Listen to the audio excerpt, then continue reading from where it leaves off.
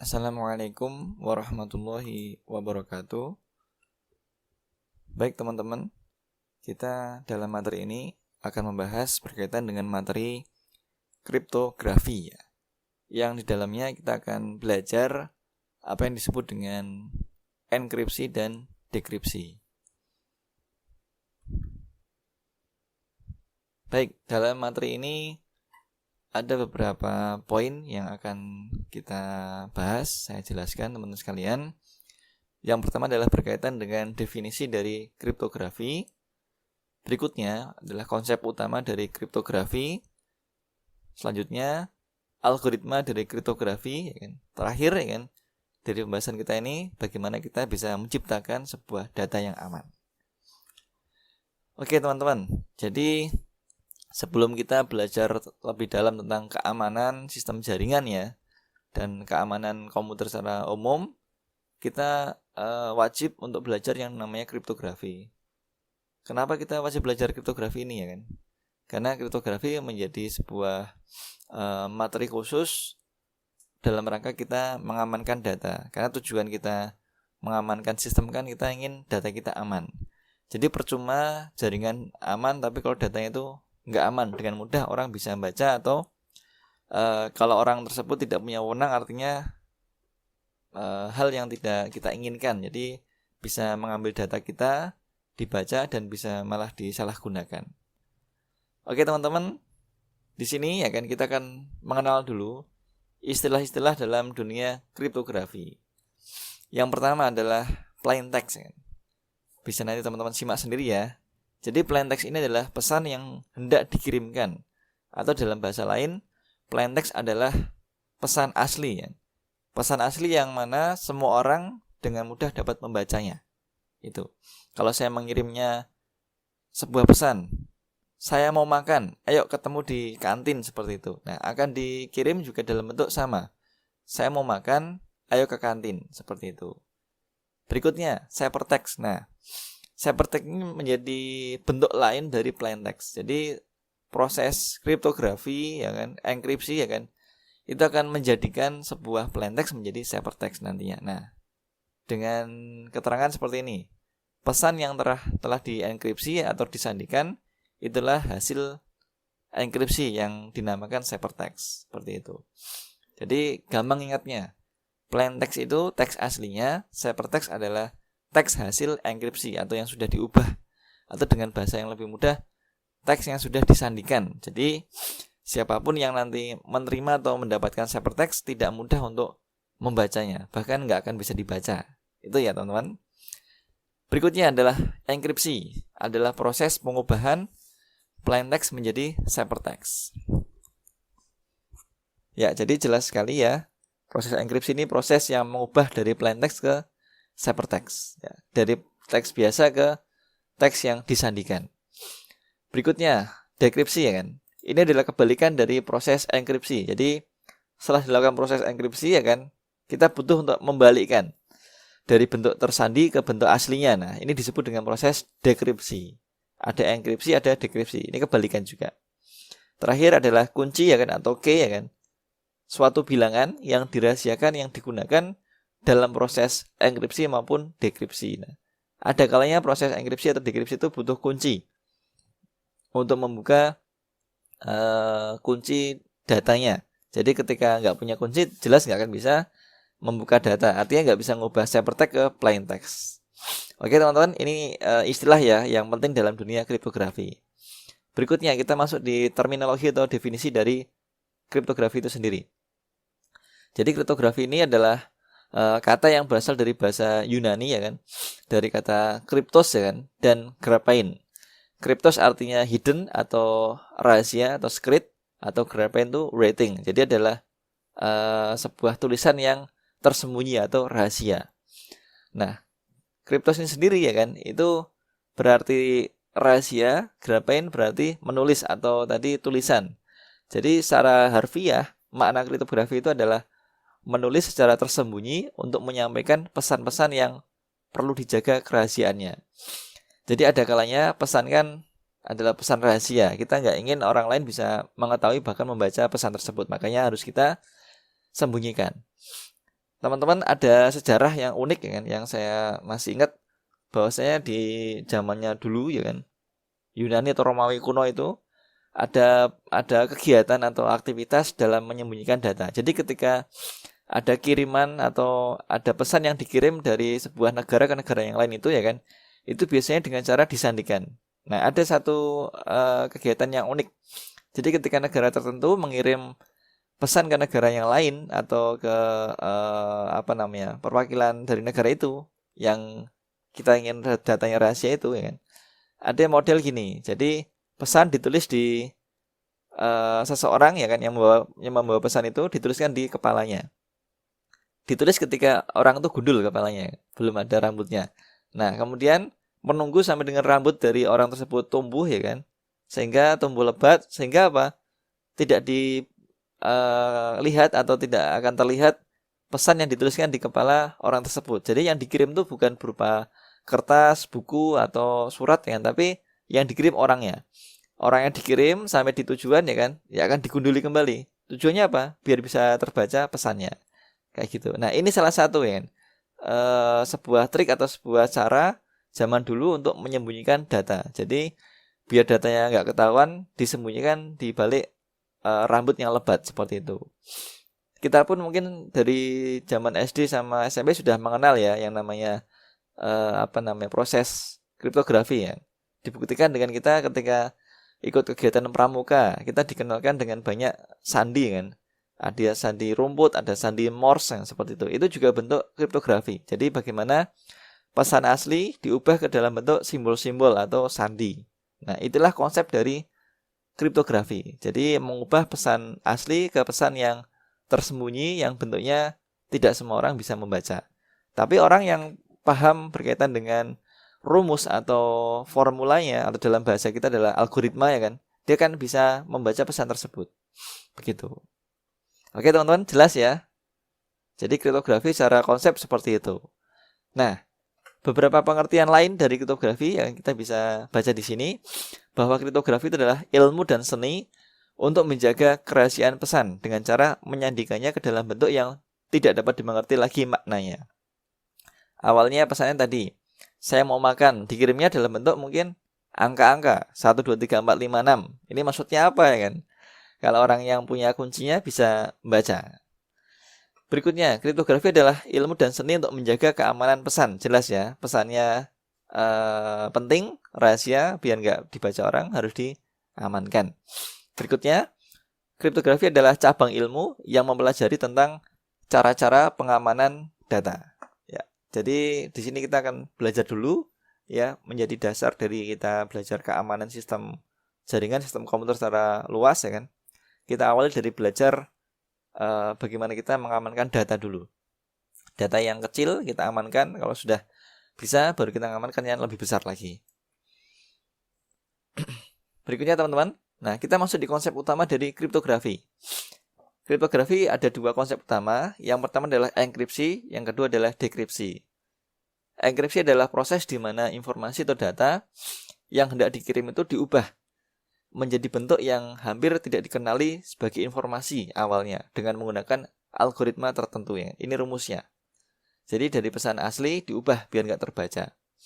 Dan dekripsi ini kebalikan dari proses enkripsi, yaitu mengubah kembali bentuk tersamar atau tersandikan tadi itu menjadi bentuk informasi awal sehingga bisa terbaca. Itu ya kuncinya teman-teman ya. Ada dua konsep utama di kriptografi yaitu enkripsi dan dekripsi. Jangan sampai lupa. Oke, kita di sini masuk di persamaan dari proses enkripsi maupun dekripsi. Jadi teman-teman, dalam persamaannya kita bisa juga memodelkan enkripsi dengan dekripsi dengan model atau persamaan matematika. Jadi secara matematis ya kan, proses enkripsi dapat dituliskan sebagai berikut. E ini ya, E atau ada E kecil nih, ini simbol dari proses enkripsi. Jadi proses enkripsi itu ya kan, atau fungsi enkripsi itu akan mengubah ya kan, ini simbol M itu mewakili plain text ya kan. Jadi simbol M itu akan diubah di enkripsi menjadi C itu mewakili ciphertext. Jadi persamaannya menjadi ini, E dalam kurung atau dikalikan M besar sama dengan C. Nah ini maksudnya adalah proses mengubah M plaintext ini menjadi ciphertext dengan fungsi tertentu atau algoritma tertentu enkripsi. Karena nanti akan kita kenal beberapa algoritma untuk proses enkripsi maupun dekripsi. Jadi nggak cuma algoritma tunggal, jadi banyak algoritmanya. Begitu.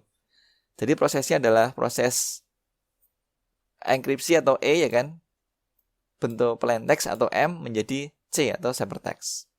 Oke, jelas? Nah, berikutnya persamaan untuk proses dekripsi. Nah, proses dekripsi kebalikan dari enkripsi. Artinya apa? Proses dekripsi ini akan mengubah C ya kan, itu menjadi M. Ya.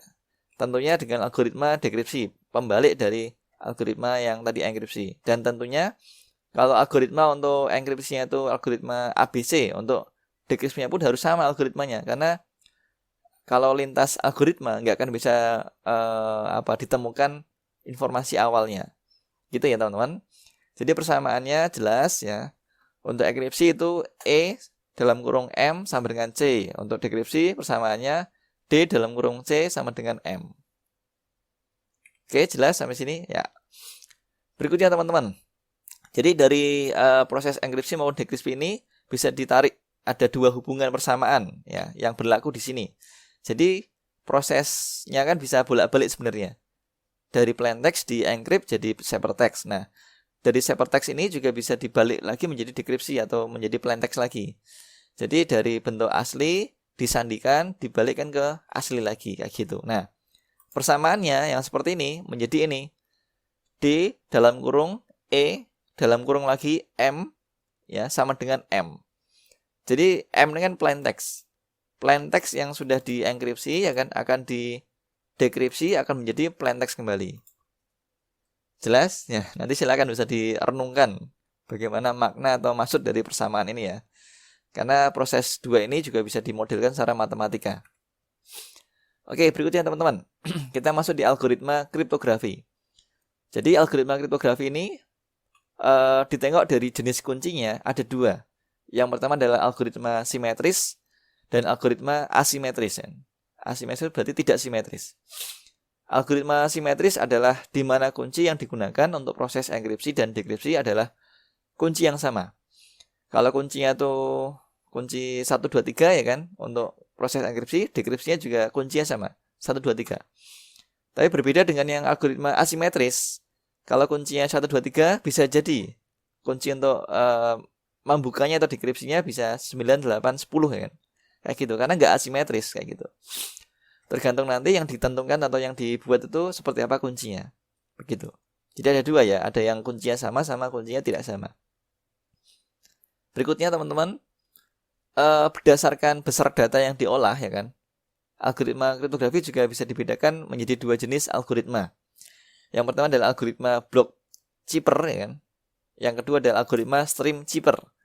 Yang block chipper adalah informasi atau data yang hendak dikirim dalam bentuk blok-blok besar, misalkan 64 bit ya, di mana blok-blok ini dioperasikan dengan fungsi enkripsi yang sama dan akan menghasilkan informasi rahasia dalam blok-blok yang berukuran sama juga. Berikutnya kalau yang stream chipper, informasi atau data yang hendak dikirim dioperasikan dalam bentuk blok-blok yang lebih kecil, dalam bentuk byte atau bit. Biasanya satu karakter dalam persatuan waktu proses ya menggunakan transformasi enkripsi yang berubah setiap waktunya. Ini jenisnya algoritma ya, berdasarkan besar data. Ketika datanya tuh kecil pakai yang stream chipper bisa, kalau gede pakainya block chipper. Berikutnya teman-teman ya, kita masuk di prinsip-prinsip dari kriptografi. Jadi kalau kita mau menjalankan atau menerapkan ini kriptografi dalam sistem kita, dalam hal ini mungkin bisa sistem jaringan, sistem informasi atau sistem komputer yang lainnya secara umum ya teman-teman. Ada beberapa poin yang bisa kita terapkan agar sistem kita itu benar-benar sudah all out, sudah full menggunakan kriptografi. Ya, yang pertama, kriptografi itu punya prinsip yaitu confidentiality atau kerahasiaan. Jadi di sini layanan agar isi pesan yang dikirimkan tetap rahasia dan tidak diketahui oleh pihak lain kecuali pihak pengirim atau yang punya pesan ya teman-teman. Umumnya dilakukan dengan cara membuat suatu algoritma matematis ya. Jadi algoritma di sini adalah algoritma matematis. Artinya algoritma di sini kan isinya rumus ya kan. Rumus dikalikan, dibagi, ditambah atau mungkin dipangkatkan seperti itu ya, sehingga akan menjadi kode yang lain ya kan. Yang nantinya dari algoritma matematis ini mampu mengubah data hingga menjadi sulit dibaca atau dipahami. Jadi teman-teman jangan khawatir ketika belajar di kuliah informatika. Kenapa kita harus belajar banyak mata kuliah matematika ya kan? Yang juga menjadi pertanyaan saya dulu ketika kuliah. Karena kuliah informatika komputer kok dikasihnya banyak matematika ya. Ada kalkulus 1, kalkulus 2, ada statistik dan probabilitas, ada metode numerik, ada matematika diskrit ya kan. Banyak sekali mata kuliah matematika. Yang ternyata teman-teman ya kan, mata kuliah matematika itu ya menjadi dasar kita dalam menyusun algoritma. Jadi dalam hal ini yang algoritma penguncian data ya kan, itu banyak menggunakan tadi persamaan matematika. Jadi kalau kita dalam perhitungan matematika ini bagus ya kan, bisa modelkan matematika ya kan, kita akan mudah dalam membuat algoritma kriptografi ya, baik enkripsi maupun dekripsinya. Itu tontonnya. Jadi harus punya prinsip bisa menjaga kerahasiaan data sehingga orang nggak mudah membaca dan memahami data yang dikirimkan gitu. Berikutnya adalah prinsip data integrity atau keutuhan data. Jadi kriptografi harus juga bisa memberikan layanan yang mampu mengenali dan mendeteksi adanya manipulasi. Manipulasi itu bisa dalam bentuk penghapusan, pengubahan atau penambahan. Yang tentunya dilakukan yang tidak sah atau ilegal teman-teman sekalian.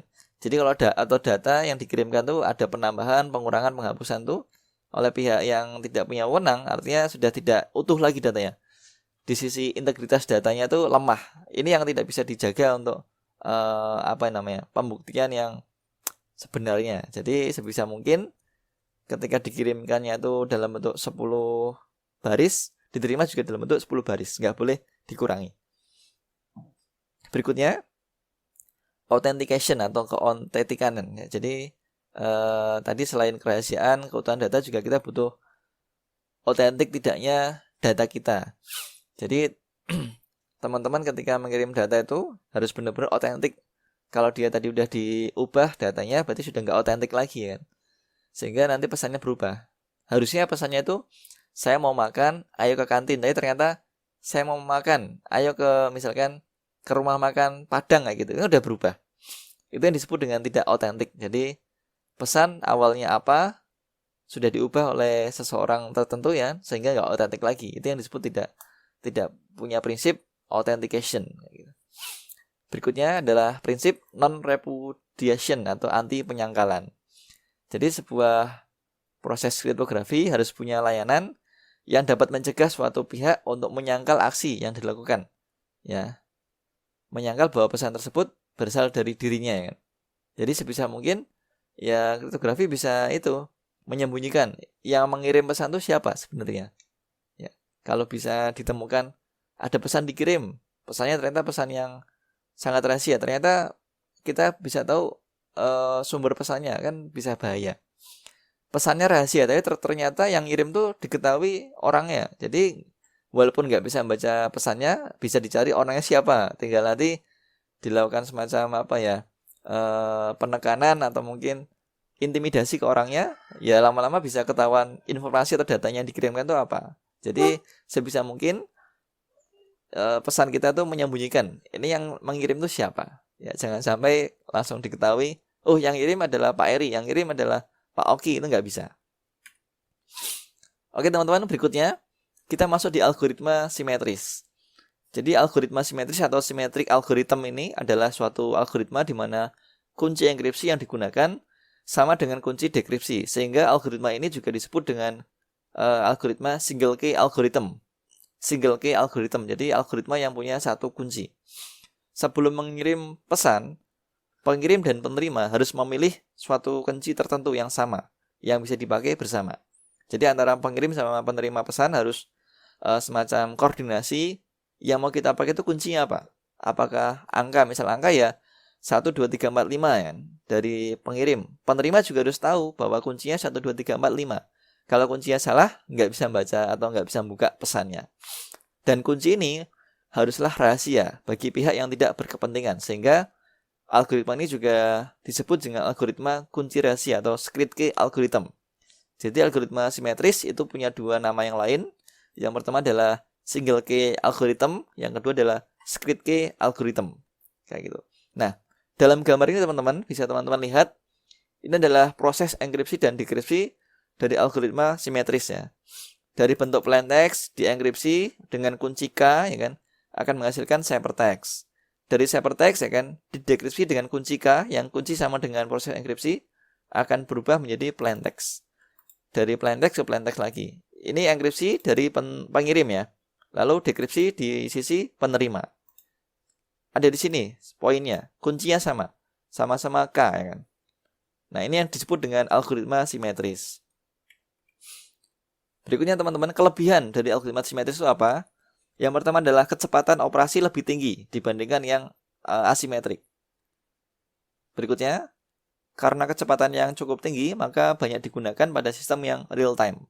Jadi sistem yang membutuhkan kebutuhan data real time, inputnya A, langsung diminta outputnya langsung A, ya kan, itu butuh kecepatan tinggi kan. Kita gunakan algoritma simetri. Kelemahannya, jadi ternyata algoritma ini juga punya kelemahan. Yang pertama adalah untuk tiap pengiriman pesan dengan pengguna yang berbeda, dibutuhkan kunci yang berbeda juga, sehingga akan kesulitan dalam manajemen kunci tersebut. Jadi kan tadi simetris kuncinya sama. Kalau yang terima orangnya beda ya kan. Nah, orang itu nggak akan bisa buka karena dia nggak punya kunci. Kecuali sudah tadi koordinasi di depan antara pengirim sama penerima. Janjian nanti kuncinya ini ya kayak gitu. Barulah nanti bisa buka. Jadi kalau yang terima itu orang beda nggak bisa buka. Berikutnya, permasalahan yang dalam pengiriman kunci itu juga disebut dengan key distribution problem. Jadi kalau kunci tadi itu kan sama, kalau dikirim tapi ternyata yang terima itu orang lain dan disebarkan misalkan, itu kan jadi nggak bagus juga, itu jadi kelemahan. Jadi kunci yang sama menjadi kelemahan juga karena juga bisa diterima oleh banyak orang yang tidak punya wewenang nantinya. Teman-teman, contoh algoritma yang simetri ya, tadi saya sampaikan bahwa algoritma kriptografi itu tidak tunggal, nggak cuma satu, banyak yang sudah mengembangkan. Bahkan kita pun bisa mengembangkan. Saya pun juga beberapa kali ketika membangun sebuah sistem informasi itu juga membuat algoritma kriptografi ya untuk mengamankan data. Ya simpel, cuma paling dengan proses matematika ya kan. Ada ID tertentu, saya kalikan dengan angka tertentu, ada koefisiennya atau ada angka khusus yang menjadi kunci ya kan, sehingga nanti ketika dibuka dibagi dengan kunci itu lagi. Jadi proses itu kali tambah bagi kurang kayak gitu. Jadi persis proses matematika yang kita terapkan di kriptografi. Contoh algoritmanya yang simetri apa saja? Ada algoritma Tufis, ada algoritma Rinsdale, algoritma Camellia ya. Yang lain masih ada. Ini cuma contoh aja. Nanti kalau mau teman-teman mencoba bagaimana bentuk algoritmanya, bisa teman-teman nanti browsing di Google misalkan. Algoritma dari Tufis seperti apa? Nanti bisa teman-teman ubah ke kode program.